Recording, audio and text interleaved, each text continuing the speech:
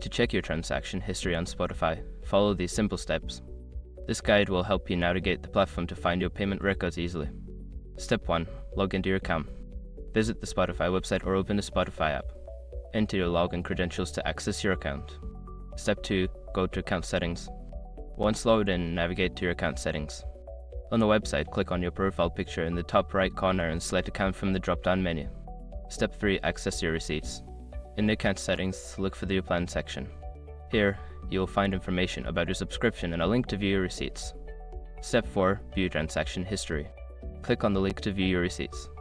This will take you to a page displaying your transaction history, including dates, amounts, and payment methods used. Step 5. Download or print receipts. If you need a physical copy of your transaction history, you can download or print the receipts directly from this page. Look for the download or print options next to each transaction. Now you can easily check your transaction history on Spotify whenever you need to.